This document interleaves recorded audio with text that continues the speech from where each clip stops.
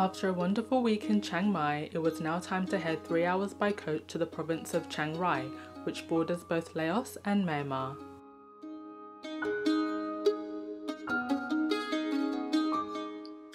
So I've just arrived in my hostel dorm and I am the only person in here in an 8-person hostel dorm. It's about 5 p.m, so it's too late to even pack in 1 or 2 temples. So I'm just going to take a walk around the town. I did actually see the famous golden clock tower just briefly as my tuk-tuk was driving me to the hostel.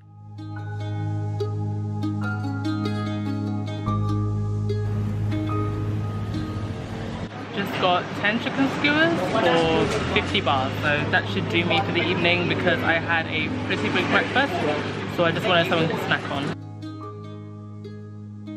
After stuffing my stomach, it was time to end the day how pretty much every day in Thailand should end, with a massage.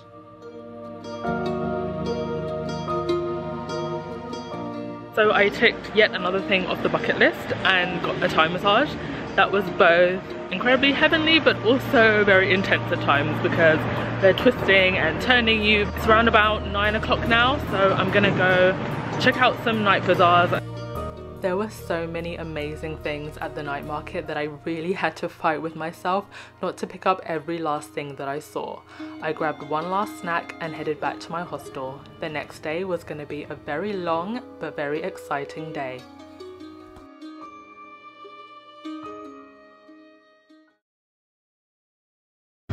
Good morning from Chiang Rai. So today is going to be a very busy day because I am doing Blue Temple, White Temple, Black House, all the temples, Big Buddha. I am probably going to wear like 2 or 3 different outfits today. I've come all this way, no shame. We're gonna go full on. Okay, so my tour guide wanted to get me here faster, so we came on a motorcycle taxi. The rest of the day I'll be in the car, but just so I could get here really early, we came on a motorcycle taxi. That was the most terrifying and exciting experience of my life.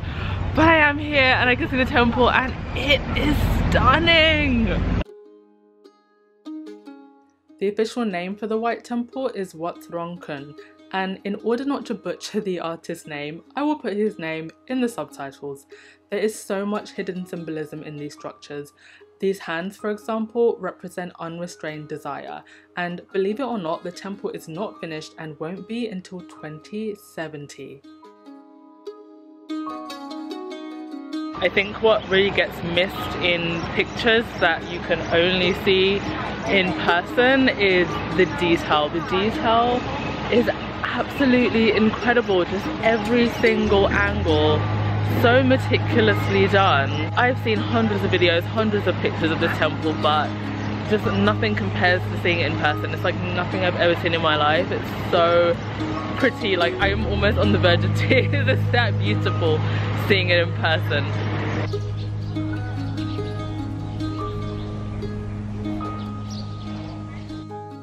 It was an absolute treat getting to watch the sunrise over the White Temple, but it was time to move on to the next stop.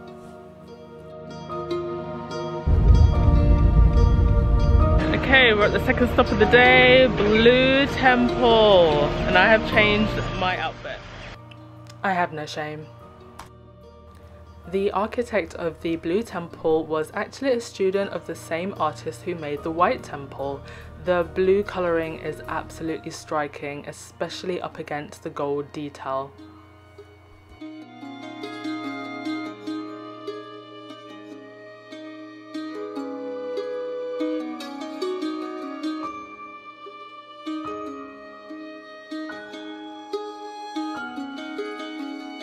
Just as I finished taking my pictures in here, all these little kids arrived. Oh my god! Just outside of the temple, I went and searched for a dessert that had gone viral on Instagram. And I managed to find it, and yes, it is just as pretty in person as it is on Instagram. Following the Blue Temple, I headed to a monument that is often mistakenly called the Big Buddha. It is actually a representation of the goddess Mercy. It's about 9 stories high, and you can actually get an elevator right to the top and look out of her head and see the amazing view from above.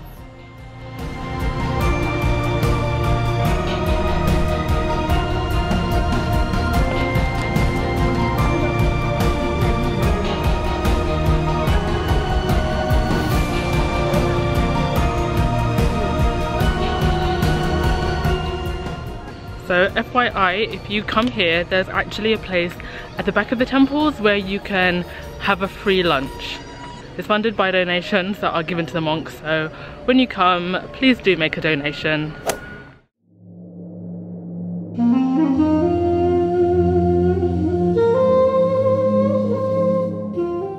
Another cool place to visit when you're in Chiang Rai is Ban Dam, or as it's more frequently referred to as the Black Temple or the Black House. It's actually not a temple, but rather an art house surrounded by 14 other structures, each one furnished with taxidermy, skins, bones and sculptures. It's thought to represent the artist's playful portrayal of hell. After marveling at beautiful temples and artwork, I went to visit a place that I'd heard very mixed reviews about, and that was the Karen Hill Tribes. Now, I saw accusations of this place being called a human zoo, but I went with an open mind, although I have to say I believe that the accusations were 100% correct. From information that I later found, the Hill Tribe women were actually Burmese refugees who fled a civil war, and according to some reports, despite the fact that this place calls itself an eco-attraction, the village people get very little money, and the entire operation is run by Thai officials who have denied them of their full rights in the country and have also denied them of rights of getting refugee status in other countries as well. The Hill Tribe's homes were basically turned into storefronts for tourists, and it just felt very uncomfortable. Generally speaking, I would not recommend this place, and I hope that it can become somewhere where people can learn about their culture and history, but as it stands, I just don't think it's being run in a way that really gives these people their dignity and freedom. We have just arrived at the monkey cave, and we have to carry sticks in case the monkeys come near us, and now I'm a little bit scared. Seriously guys. So there are steps, as you can see, to go up into the cave, but I don't think I want to go up there because these monkeys, okay, they don't look like they're attacking anyone now, but they look really vicious. So there are a couple of monkeys that are just sitting right at the very, very top, and I've just talked to some tourists that came down and they said that there's literally a whole gang of them, so I'm sure it'll probably be okay, but I'm not going to take the risk because rabies is just not something that I want to get. So that actually wrapped up my time in Chiang Rai, and the very next day I got a 1-hour flight over to Bangkok.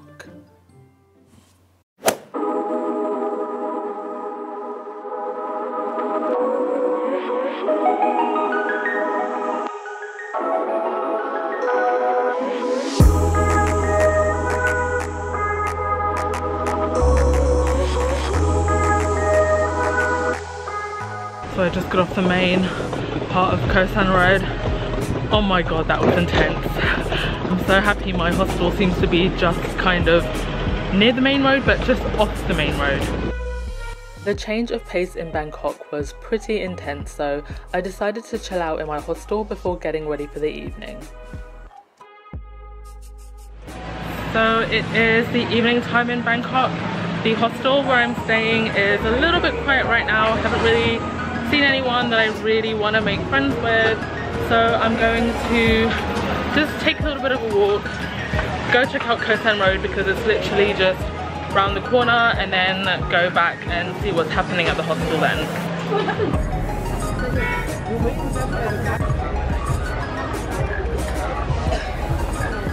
A lot of bars, a lot of people selling things, food, clothes, jewelry. I've heard from other backpackers that it's not the place that it used to be. I don't really have anything to compare it to be honest, so I'm just gonna take it for what it is and enjoy the experience. So I did eventually make some friends, but it got pretty intense on Koh San Road, so we decided to call it a night because we wanted to be fresh and up bright and early for sightseeing the next day.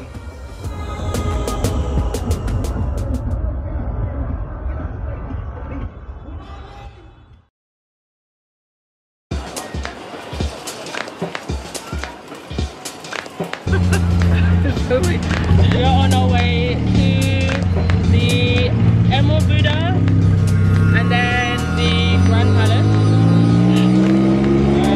Should be a fun day.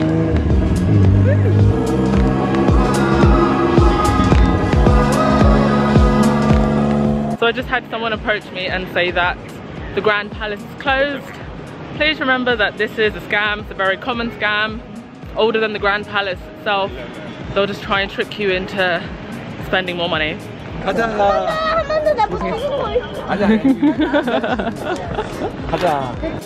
The Grand Palace is without a doubt the most famous landmark in Bangkok, and no visit to the city would be complete without seeing it.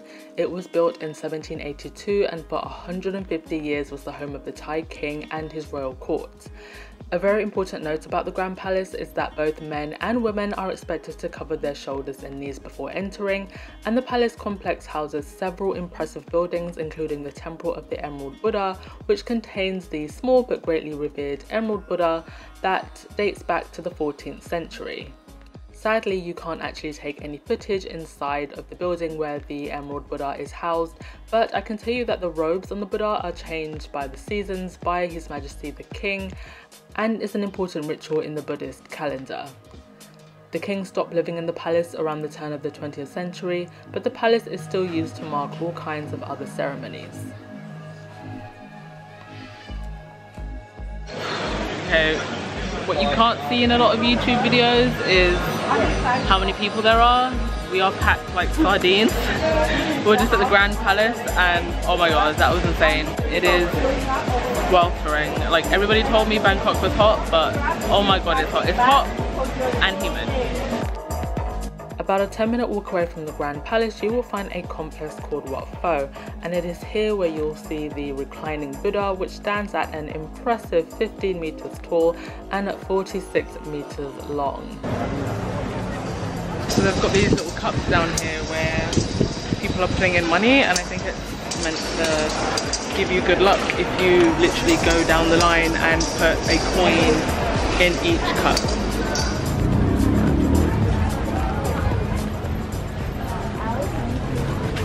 So we've just arrived at Chong Lat Mayong floating market, and we're very lucky. Savannah's friend actually picked us up in a air-conditioned 4x4, so we've had 40 lovely minutes in an air-conditioned car. For some baby eggs. It's called Anchon. Anchon. Anchon. Very nice. I would definitely recommend this floating market if you want somewhere a little bit laid back to enjoy this experience and not the craziness that you may have seen in other floating markets where you're bombarded with hagglers. I spent most of the rest of the day sightseeing myself before going straight into the heart of Bangkok city centre, and this is where it got a little bit mad. So I just got out of a tuk-tuk and I literally yelled at the tuk-tuk driver because he was going into the other lane when there weren't other cars to try and like cut through and get through faster, and I was like, you need to stop doing that because that is incredibly dangerous. Like, the drivers here in Bangkok are something else. There's just no rules on the road. It's absolutely crazy, incredibly dangerous. Like, I'm surprised that I have not seen one accident yet because it is insane. So I'm currently at the MBK shopping centre. I'm actually meeting a girl that I met at my hostel, and I'm really happy to be inside a building and within air conditioning for the rest of the day. MBK is huge and you could easily spend the entire day getting lost in here, checking out every single floor and shopping for pretty much everything and anything that you can think of. This place is absolutely massive.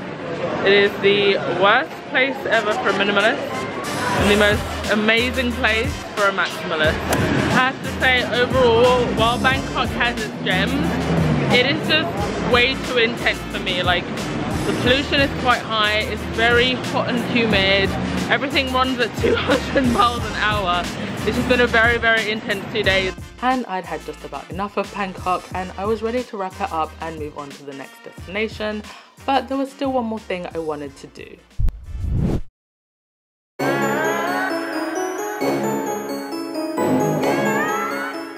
As night fell over Bangkok, me and some friends from the hostel decided to head up to one of the city's many sky bars.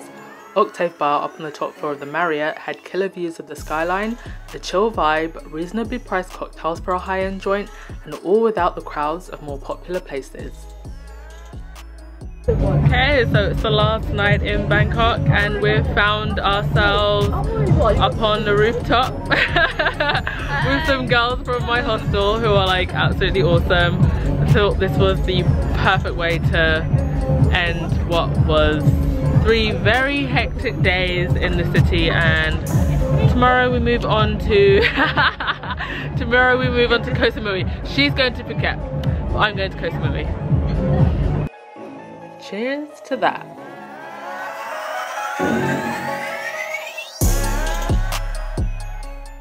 Coming up on part 3. In the last episode of the series, I head over to Thailand's famed islands for some beach time, sunsets and some interesting nightlife. I hop between the islands of Koh Samui, Koh Phangan and Koh Tao before making the final stop of my journey to Siem Reap, Cambodia to marvel at the temples of Angkor. You can see everybody lining up to get the famous Instagram shot with the trees. It's the final part of the series and it's going to be the most interesting yet.